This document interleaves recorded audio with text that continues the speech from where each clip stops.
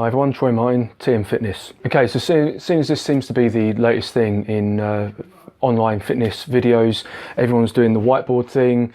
It makes me look and feel like an educator, like I'm a bit more important or something. So I'm just going to call it whiteboard wafflings. So hopefully you can make this out. Whether you can read my handwriting or not is another thing entirely. We're talking about prime human movements here. So we've got two sides to this. So on this side where it says prime movements, the 7 prime movements are listed here. So we've got locomotion, hinge, squat, push, pull, rotate, anti-rotate.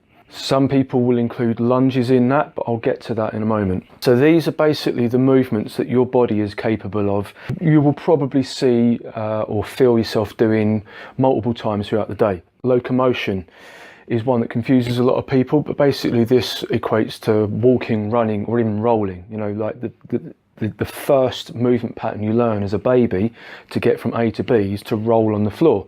Most adults are pretty rubbish at rolling unassisted, so that's a good skill to develop.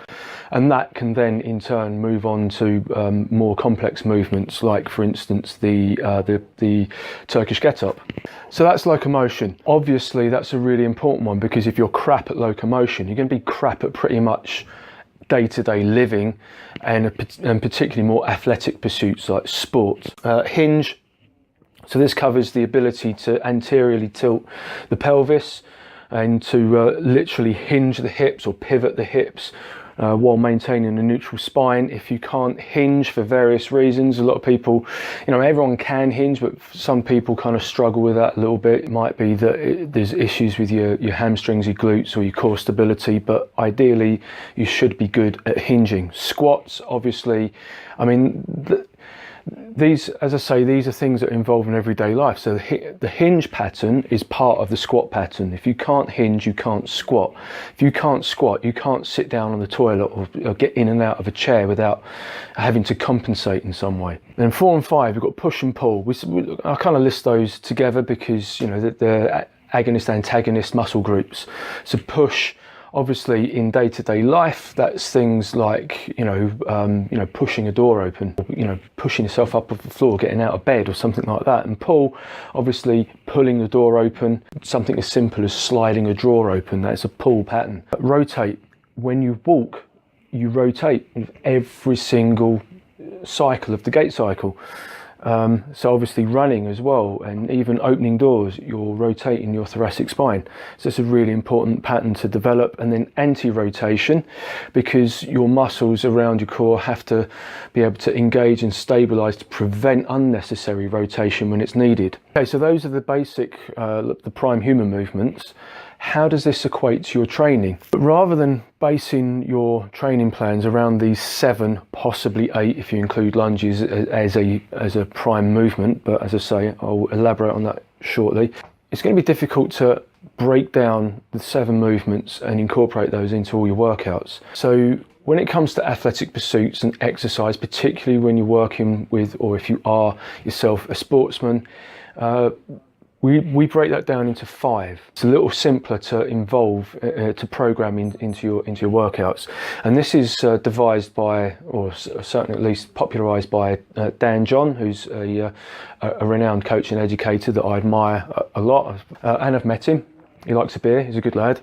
So we've got the 5 prime movements for athletes, which are hinge, squat, push, pull, and loaded carries.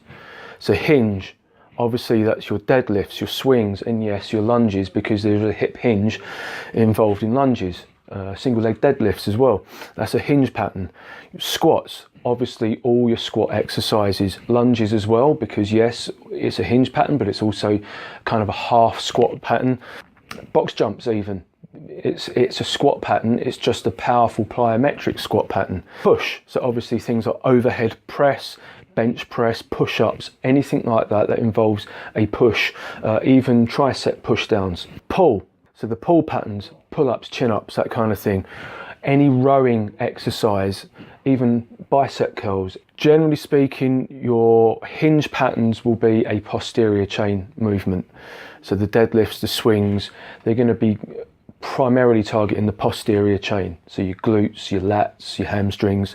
Squats are going to be primarily anterior chain. So that's mainly your quads and your anterior core.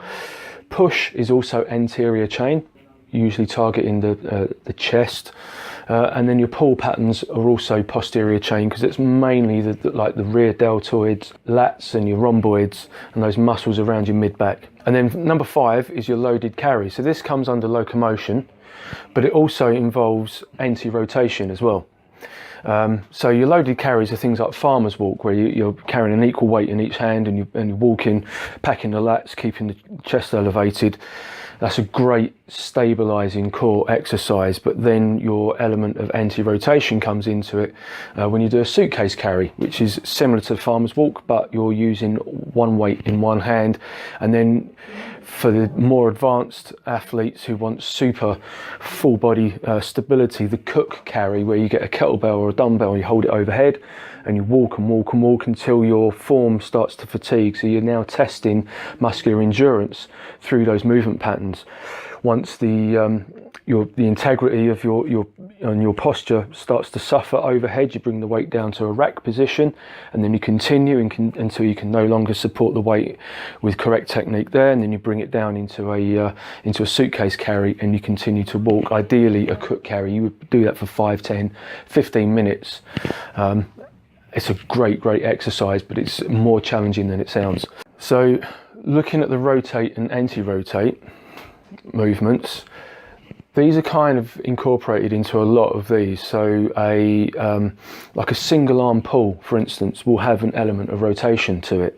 If you're doing a standing pull in a split stance, there's a lot of rotation there. If it's just a kneeling row, there's rotation involved in that. There'll be an element of rotation and anti-rotation in something like a single leg deadlift.